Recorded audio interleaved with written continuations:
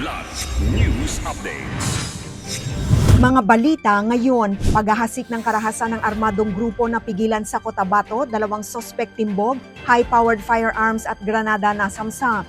38 katao sa Davao Oriental arestado sa untaxed na sigarilyo, 4 na milyong pisong halaga ng smuggled cigarettes na samsam sa Lanao del Norte. Halos 10,000 pulis sa Metro Manila ipapakalat sa White Ribbon March na gaganapin sa June 28. Ako po si Cesar Soriano para ihatid ang nangungunang mga balita sa buong kapuluan ngayon. Arestado ang 2 armadong lalaki habang isa pa ang pinaghahanap matapos mauwi sa engkwentro ang operasyon ng pinagsanib na puwersa ng Carmen Municipal Police Station, 2nd Cotabato Provincial Mobile Force Company at Charlie Company ng 40th Infantry Battalion sa Carmen, Cotabato noong June 26, Biyernes. Rumesponde ang mga otoridad sa ulat ng mga armadong kalalakihang gumagala sa lugar nang umano'y paputukan sila ng mga suspect.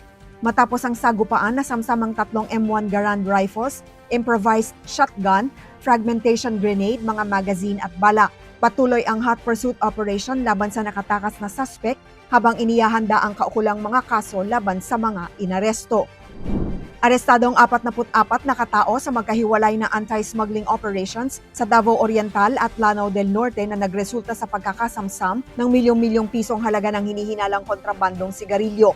Sa Mati City, Davao Oriental, 38 katao ang dinakip noong June 25, Huwebes matapos maharang ang 2 wing van na may kargang untaxed cigarettes. Patuloy pa ang inventaryo bagamat tinatayang mahigit 14 na milyong piso ang paunang halaga ng isang shipment pa lamang.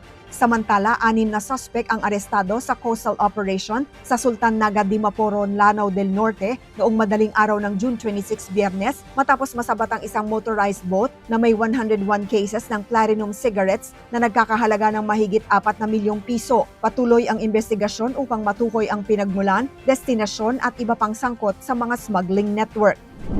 Nagpakalat ang National Capital Region Police Office o NCRPO ng 9,553 na mga pulis sa Metro Manila bilang seguridad sa White Ribbon March na gaganapin ngayong June 28 sa EDSA People Power Monument.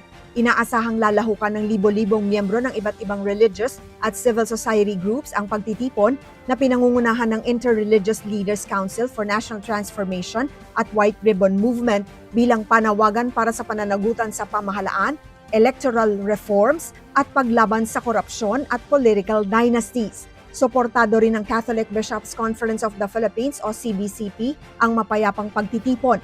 Hinimok ni CBCP President Archbishop Gilbert Garcera at Kidapawan Bishop Jose Colin Bagaforo ang mga lalahok na ipahayag ang kanilang paninindigan ng mapayapa, may paggalang at may panalangin. Para sa Kidlat News Channel, ako si Rosalyn Sinchonco, nag-uulat. Ako po si Cesar Soriano, kasama nyo sa bawat pagputo ng balita.